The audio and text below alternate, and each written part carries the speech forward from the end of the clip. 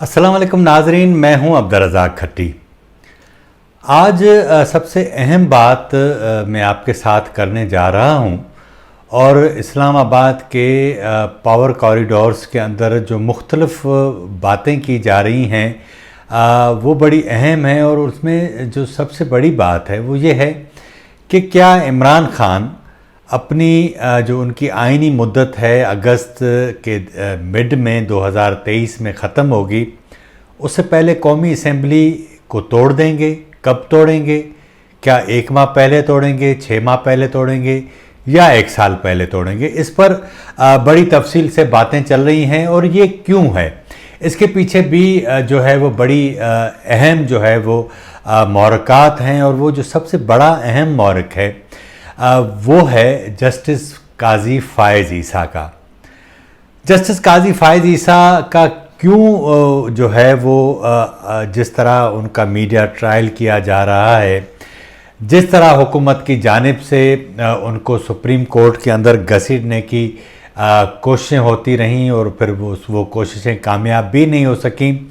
तो अब आखिरी हुकूमत ने कोशिश की कि मुमकिन है कि सुप्रीम कोर्ट से उनको कोई ऐसा रिलीफ मिल जाए, लेकिन ताहाल ऐसी कोई सूरत-हाल नहीं हुई। इसके पीछे बड़ी अहम बात है, वो ये है, पहले इस बात को समझने के लिए कि ऐसा क्यों है, जस्टिस काजी फ़ाइज़ ईसा की वजह से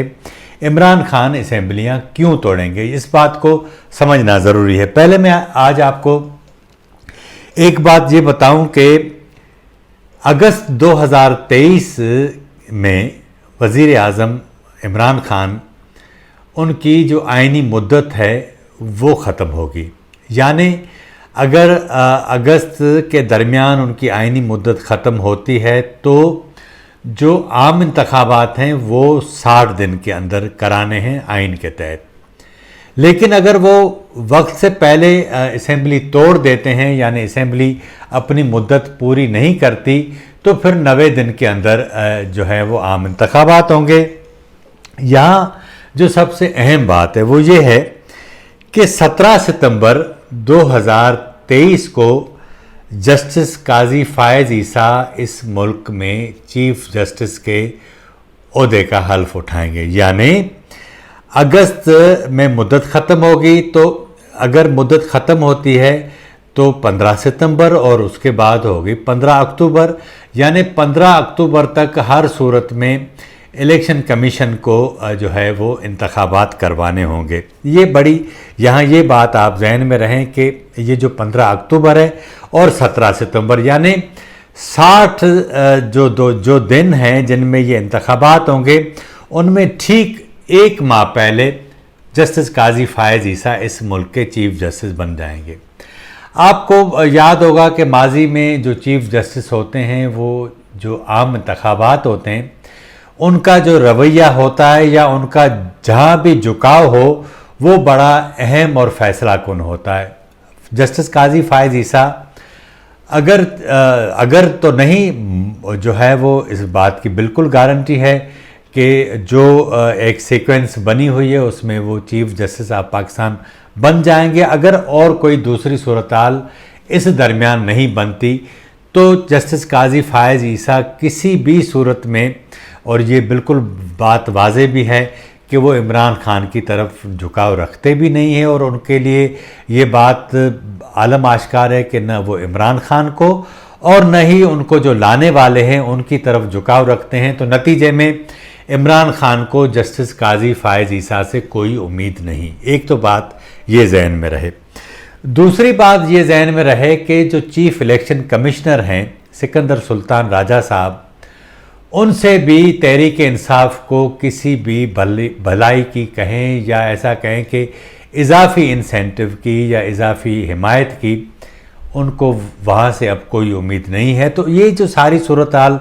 बन रही है, इस तनाजुर में तो ऐसा लगता है कि 2023 में अगर इंतखाबात होते हैं तो इमरान खान को कुछ भी नहीं मिलना। इस दौरान क्या होना है ये भी बड़ा अहम है।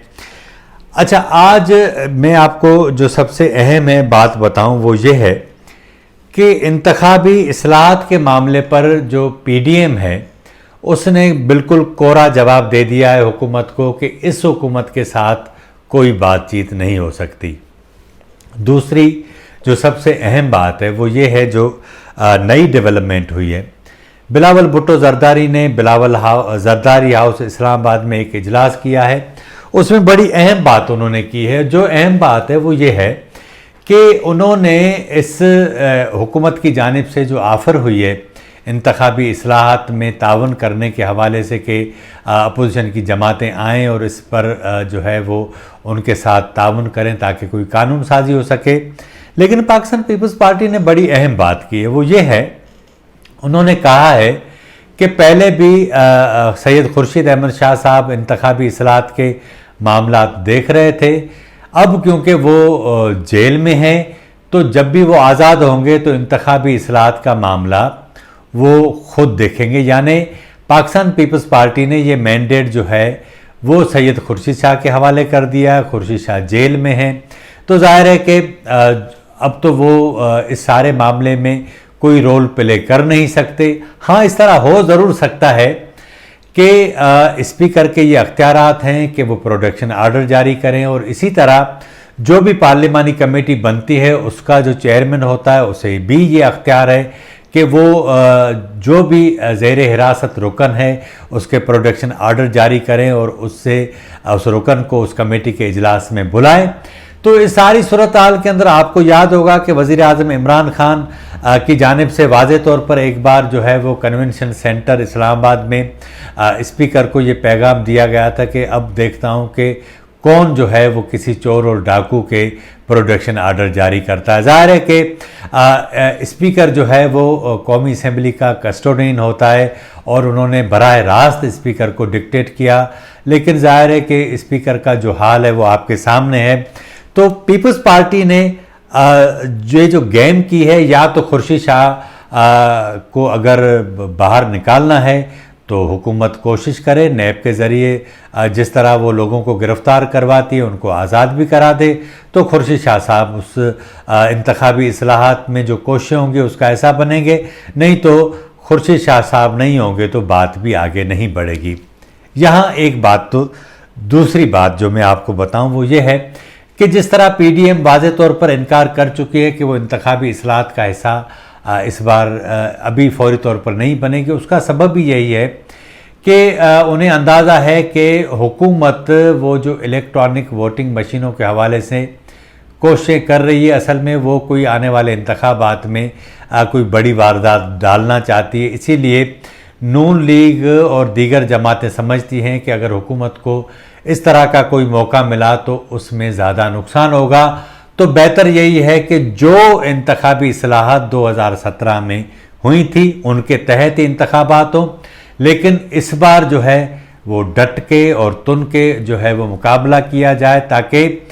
تحریک انصاف کو اور ان کے پیچھے جن کا ان کے اوپر دست شفقت ہے ان کو بھی اندازہ ہو۔ اور یہی سبب ہے کہ پی ڈی ایم میں جو بڑی جماعت ہے نون لیگ اور جے یو آئی یہ پریشر بھی اسٹیبلشمنٹ کے اوپر اسی لیے بڑھا رہے ہیں تاکہ ان کے ساتھ جو ہے وہ کوئی ایسا معاملہ طے کیا جائے کہ وہ تحریک انصاف کو زیادہ فیور نہ دے سکیں۔ اب عمران خان کیوں اسمبلی توڑیں گے یہ بھی سب سے بڑا سوال ہے، جاتے جاتے اس پر بھی بات کرتے ہیں۔ ایک تو یہ کہ گزشتہ 3 سالوں کے دوران ہم نے دیکھا کہ تحریک انصاف کی جو گورننس کا حال ہے اس نے اس ملک کے 22 کروڑ لوگوں کے ساتھ جو ظلم ہوا ہے، ان کی انکم کم ہوئی، ان کے مسائل بڑھے، تو اس کے نتیجے میں لوگوں کی بیزاری میں بہت زیادہ اضافہ ہو گیا ہے۔ جو لوگ عمران خان نے سیاسی قیادتیں جتنی بھی تھی جن کو بھی گرفتار کروایا، ان کو جس نہج پر وہ پہنچانا چاہتے تھے مجھے ایسا لگتا ہے کہ شاید وہ اب بھی سمجھتے ہیں کہ وہ اس میں اتنا کامیاب نہیں ہو سکے ہیں، کیونکہ نہ ان کی پاپولرٹی میں کوئی کمی ہوئی ہے، ظاہر ہے کہ اضافہ ہوا ہے، تو یہ بھی صورتحال ان کے حق میں نہیں جاتی۔ ایک طرف اپوزیشن کی جماعتوں کو جو ہے وہ کچھ قوت ملی اور اس کے ساتھ ساتھ عوام میں جو ہے وہ حقارت اور نفرت میں حکومت کے خلاف اضافہ ہوا۔ اب آپ دیکھ رہے ہوں گے کہ عمران خان تیزی کے ساتھ جو ہے وہ مختلف دورے کر رہے ہیں، مختلف ملک کے مختلف علاقوں کے ترقیاتی پیکیجز کا اعلان کر رہے ہیں۔ یہ جو بجٹ آ رہا ہے اس میں بھی کوئی نئے ٹیکس نہیں لگائے جا رہے ہیں، اس کا اعلان بھی کیا جا چکا ہے۔ لیکن جو سب سے اہم بات ہے وہ یہ ہے کہ یہی وہ ایک سال ہے جس میں پاکستان کے اندر، یعنی ایک سال تو میں نہیں کہتا، چند ماہ رہ گئے۔ آپ یہ سمجھیں کہ ستمبر تک جس طرح امریکہ نے کہا ہے کہ وہ افغانستان سے اپنی فوجوں کا انخلا چاہتا ہے اور اس کا اعلان وہ کر چکا ہے، انہی ایام میں آپ اندازہ کریں کہ امریکہ پاکستان سے فضائی اڈے مانگ رہا ہے۔ اسی طرح سینٹرل ایشیا کے جو کنٹریز ہیں، آذربائیجان اور ازبکستان، جہاں پہلے اس کے پاس اڈے ہیں، وہ ان اڈوں مانگ اس لیے رہا ہے تاکہ پاکستان کے اندر رہ کر وہ سارے خطے کو مانیٹر کر سکے۔ طالبان اس سلسلے میں افغان طالبان واضح طور پر دھمکی دے چکے ہیں، پاکستان کے لیے یہ مسئلہ ہے۔ اب پاکستان کی اسٹیبلشمنٹ چاہتی ہے کہ یہ مسئلہ حل ہو تاکہ کچھ مدد بھی ہو جائے اور امریکہ کے ساتھ بھی معاملات چلتے رہیں، لیکن عمران خان سمجھتے ہیں کہ اس کی جو پولیٹیکل کاسٹ ہے انہیں بہت زیادہ ادا کرنی پڑے گی، اور اس کے نتیجے میں اگر وہ یہ اس طرح کا فیصلہ کر لیں گے تو پھر اپوزیشن کی جماعتیں ان کے جو ہے وہ ایسا پیچھے پڑیں گی کہ وہ اسے جان نہیں چھڑا سکیں گے، کیونکہ ایک طرف گورننس کا معاملہ ہے، پالیسیز کا معاملہ ہے، معاشی پالیسیز کا معاملہ ہے، دوسرا یہ معاملہ ہوگا تو خرابی ہوگی۔ اچھا، بھارت کے حوالے سے بھی پاکستان کی اسٹیبلشمنٹ وزیر اعظم کو کہہ رہی ہے کہ بھائی معاملات سیدھے کریں، لیکن انہوں نے کیونکہ پہلے دن سے جس طرح مودی کو ہٹلر کہا اور پھر جس طرح ان کو تنقید کا نشانہ بنایا، اب اگر وہ پیچھے آتے ہیں تو بھی ان کے لیے مسائل بڑھیں گے، تو یہ بھی سیاسی جو قیمت ہے انہیں ادا کرنا پڑے گی۔ اسی طرح سعودی عرب بھی جو ہے وہ جس طرح چاہتا ہے کہ پاکستان وہ رول پلے کرے جس طرح وہ چاہتا ہے، عمران خان کے بس میں یہ بھی نہیں ہے۔ تو یہ جو تیزی سے ایک طرف تو خارجی صورتحال ہے تبدیل ہوتی جا رہی ہے، ملک کی جو صورتحال تبدیل ہوتی جا رہی ہے، اور جسٹس قاضی فائز عیسیٰ اگر 2023 میں آتے ہیں تو عمران خان کے لیے مزید مسائل بڑھتے جائیں گے۔ مجھے ایسا لگتا ہے کہ آنے والے دنوں میں حالات اس طرف جائیں گے کہ ممکن ہے کہ عمران خان اپنی جو آئینی مدت ہے ان کی، وہ اس سے پہلے قومی اسمبلی کو توڑ کر نئے انتخابات کی طرف جائیں، تاکہ پھر وہ ایک بار لوگوں کو کہیں کہ ان چور اور ڈاکوؤں کو میں پکڑ نہیں سکا، ان سے جو میں نے وعدہ کیا تھا لوٹی ہوئی دولت واپس لینے کا وہ لے نہیں سکا، اس لیے مجھے 2/3 میجارٹی دی جائے تاکہ میں دوبارہ آ کر ان کے خلاف قانون سازی کر سکوں اور ان کے ساتھ وہ حال کروں کہ جو انہوں نے بقول ان کے پاکستان کے لوگوں کے ساتھ کیا ہے۔ لیکن ایسا ہو سکتا ہے یا نہیں یہ تو آنے والے وقت ہی بتائے گا،